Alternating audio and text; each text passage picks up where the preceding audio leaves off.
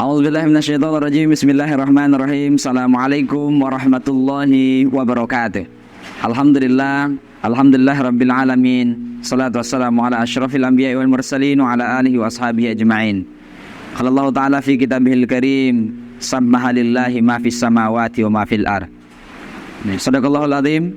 Pemirsa, sahabat dakwah yang dirahmati Allah Subhanahu wa taala, kami yakin suasana kita hari ini adalah suasana yang menyenangkan dan insya Allah juga memberi keamanan dan memberi kedamaian.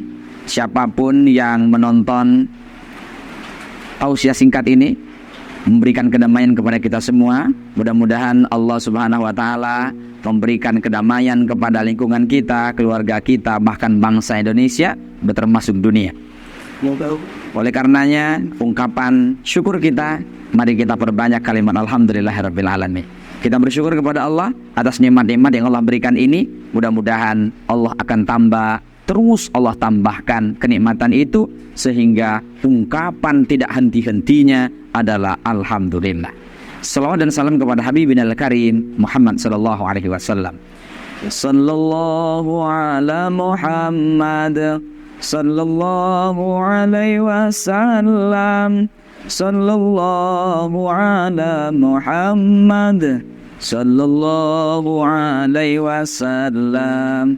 Ya Nabi salam alaika, ya Rasul salam alaika, ya Habib salam alaika, salawatullah alaika. Pemirsa yang dirahmati Allah, tema kita kali ini adalah kekuatan kalimat tasbih. Kalimatnya subhanallah, maha suci Allah. Kalimat ini adalah kalimat yang dicintai oleh Allah, dicintai oleh para rasul Allah, dicintai oleh orang-orang yang beriman, termasuk dicintai oleh para malaikat-malaikat Allah. Maha suci Allah. Banyak sekali ayat-ayat Al-Quran yang menyebutkan sabbaha lillahi ma fis samawati wa ma fil ardh, yusabbihu lahu ma fis samawati wa ma fil ardh, dan seterusnya. Itu banyak sekali. Ada yang bentuknya fi'il madi, ada yang bentuknya fi'il mudhari, ada yang bentuknya fi'il amar. Perbanyaklah dan segeralah kalian bertasbih. Kenapa? Karena seluruh alam semesta ini bertasbih, mensucikan Allah, mensucikan Allah. Maka siapapun yang membaca kalimat ini, maka dia akan menjadi penghuni surganya Allah Subhanahu wa taala. Surga di dunia mendatangkan ketenangan, surga di akhirat Allah berlipat gandakan, Allah berikan karunia-Nya kepada siapapun pengamal kalimat tasbih ini. Pemirsa yang dirahmati Allah Subhanahu wa taala, kalimat ini adalah ringan tetapi berat timbangannya di hadapan Allah, berat timbangannya di hadapan para waliullah, karena Allah menginginkan dan mencintai siapapun yang memujinya, Allah akan kembalikan pujian itu kepada yang memujinya. Ketika kita puji Allah, subhanallah, maha suci Allah, maka pada saat yang sama engkau telah memujiku, maka aku akan memujimu dalam bentuk pujian yang Allah berikan. Allah ampuni segala dosa-dosa kita, Allah akan ampuni kesalahan-kesalahan kita. Oleh karenanya kalimat ini menjadi rutin kita baca, baik dalam solat kita, selesai solat kita, bahkan boleh jadi sebelum tidur kita, bahkan menjadi zikir kita. Subhanallah, walhamdulillah, wala ilaha illallahu akbar. Ruku kita baca itu subhana rabbiyal azimi. Ketika kita sujud subhana rabbiyal a'la. Semua ungkapan tasbih menunjukkan ada tasbih wajib kita, ada tasbih sunnah kita, dan ini memiliki nilai yang sangat dahsyat di hadapan Allah Subhanahu wa taala. Siapapun pengamal ini, siapapun membaca ini, maka dia sedang membersihkan dirinya dan dia sedang mendekatkan diri kepada Allah Subhanahu wa taala. Allah akan mendekatkan diri kepadanya, Allah akan sucikan diri orang yang bersangkutan. Kita tahu sahabat dakwah, hampir dari ujung rambut sampai ke ujung kaki kita, kalau boleh jujur, hampir semuanya adalah dosa. Setiap hari yang kita dengar adalah riba. Setiap hari yang kita bicarakan adalah aib orang lain. Setiap hari kadang-kadang hati kita bersuuzon kepada Allah Subhanahu wa taala. Kadang-kadang berburuk sangka, tidak menerima takdir yang Allah berikan. Kadang-kadang melihat ada yang tidak kita sukai langsung mencela, termasuk makanan kita, minuman kita, bahkan tempat tidur kita, boleh jadi pasangan kita, tidak kita terima karena kita merasa tidak suci. Bahkan ada orang yang merasa paling suci, maka perbanyaklah kalimat tasbih.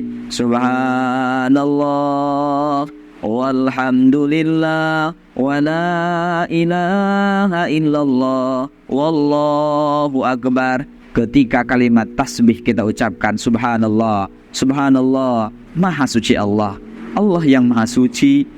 Pelajaran berikutnya, kekuatan berikutnya, kalau Allah sudah kita sucikan dan kita disucikan oleh Allah, kita diampuni oleh Allah kesalahan kita, tentu kita akan damai, tentu kita akan tenang. Kedamaian, ketenangan ini akan melahirkan penambahan keimanan. Liyazdadu imanan ma'a imadib. Semakin kita tenang, semakin kita damai, semakin kita nyaman, Allah akan turunkan keimanan, Allah tambahkan keimanan. Kalaulah iman tambah kuat, kita merasa diri kita adalah hamba yang kotor, karena Allah kita sucikan berarti kita tidak suci.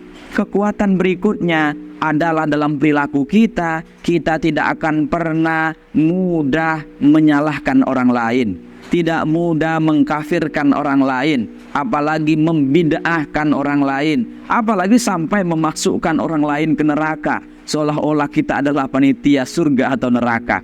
Ini tentu tidak sejalan. Ada orang mengucapkan lisannya subhanallah, rukuknya rajin sekali, sujudnya itu rutin sekali, kalimat yang dia baca adalah kalimat tasbih, kemudian setelah sholat khusyuk sekali bertasbih. Tapi jangan-jangan itu hanya di lisannya, jangan-jangan itu hanya di bibirnya, belum masuk ke sanubarinya, belum masuk ke pikirannya, belum masuk ke sumsumnya, belum masuk kepada aliran darahnya, sehingga mudah menyalahkan orang lain yang berbeda mazhab, yang tidak sepakat, kemudian sampai mengkafirkan, apalagi sampai mengeluarkan orang lain dari muslim, padahal itu adalah persoalan furu'iyah misalnya, hanya sekedar persoalan cabang saja.